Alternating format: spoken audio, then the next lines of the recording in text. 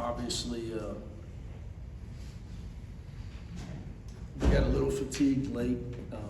Tyler's been battling sickness, him and Brandon Williams. And if you just, and I'm watching it, you're probably not. If you're watching Tyler, he couldn't get his breath most of the night. He still has 18, he's 7 for 11. But it affects his defense and rebounding. But defensively, I thought our guys' effort was great. We gave up too many offensive rebounds early in the game. Then obviously we struggled at the foul line, had some sloppy turnovers. Now I'm gonna say two things. One, Chris made a great adjustment. He just went small. And we don't have anybody to throw in the post. You know, Mike Warren's not out there throwing it, you know. We really struggle to throw the ball to the man in the low post. Now, he was getting pushed and fouled a few times when we tried to, there was no call. But we really struggled in that area. Now I'm gonna, my guess is Trent and Donnie get tired. The fact that we're winning games without Sky Clark in this conference is, like, I don't care what Northwestern's record is. They're like 46 in the Ken Palm. That's what time it is. So, we can win without Sky and keep winning until we can get him back. And that they're going to ask me, and I don't know. He's trying. The hamstring's a tough injury. It's just a tough injury. Nobody wants to be back more than him. You know, this kid's been through enough, dealing with his father's strokes while he was in college and passing away this summer. So he's doing everything he can, but we're just trying to hold down the fort till we can get him back. But Donnie and Trent, I think some fatigue factors in for us.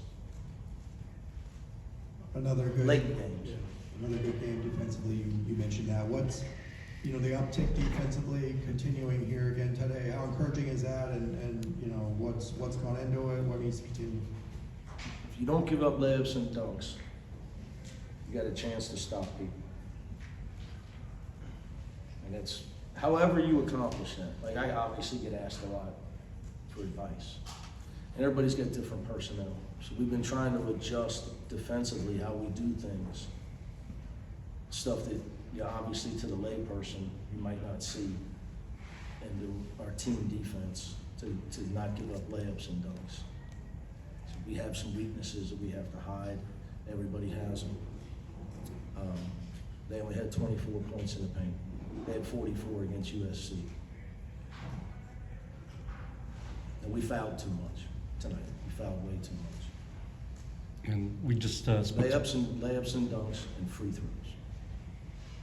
We spoke to Coach Collins earlier, and he mentioned, the harder 20 that Nick had against your defense. What were you guys able to do, especially early in the second half, before you got into a rhythm late? Just gotta try to make him work for everything. Don't give him anything easy. He's shooting 52 from 3. Again, I'm gonna say this on him. For these kids that are playing 37, 38 minutes like Nick Marnelli and our guards right now, it's a tough grind. I don't care. Even Superman at Purdue, it's tough. It's tough every night. So there's going to be time. I thought he missed a few threes that I was surprised he missed. He's a great player, man. Great player, great kid. But we tried to make him work for it. But if you lose him at all, man, he's the master of that flip shot. He's just the master of it. We really wanted to keep him off the foul line. He's averaging like 7 free throws a game. So we held him to 4. Coach, I know you've talked about Trent improving on defense since he's been in for Sky, but I've noticed he's been very vocal too. Can you talk about just like how he's improved in terms of communicating? Well, if you want smart guys, you try to recruit them. So I'm not aware if Trent didn't go to Harvard Westlake as a basketball recruit. He went as a student and became a basketball player. So smart guys talk out there. The guys that don't talk that much, because coaches, you got to talk. Those guys, they're not being belligerent and just not doing it on purpose. They don't know what to say. They don't think as quick as other guys. Guys that think quick, they can talk and see things. because they're smart. You just recruit smart players. But, you know, early, I thought he passed up a layup. And I see, you know, you're driving, and you got these freshmen on, you just score on them. You know, they can't stop him. So he got his confidence going. It was him and Donnie in the first half, offensively. And Coach, it seems like every game with Trent, there's at least one play where he's scrambling on the ground for a ball. Just what do you make of just the effort plays that he makes and what he brings to the court in that way? Well, again, you know, the guy won a state championship, and he went to a high school where they have a high standard. You know, so he's really never played, you know, again, you try to recruit, if you can recruit guys that come from places where it's not about them and it's about winning, it helps. See, he doesn't know any other way of playing the game. You know, even if, say, he wanted to, it wasn't gonna happen in his high school career. And it's good, what the problem in society though is that people run from that instead of running to it. That's the problem with sports today. You know, but you know, I was able to trick him into coming here. Hopefully I can trick him into staying. It's just the bolo, left-hand bolo pass to the cheerleaders was literally on, could have put me in the hospital. We got time for one more. Xavier tied his season high with 8 rebounds in only 23 minutes, and Donovan made a lot of good plays. Did you feel like it was a good encore for those guys? Yeah, Donnie's just got, you know, he and I are working on his free throws.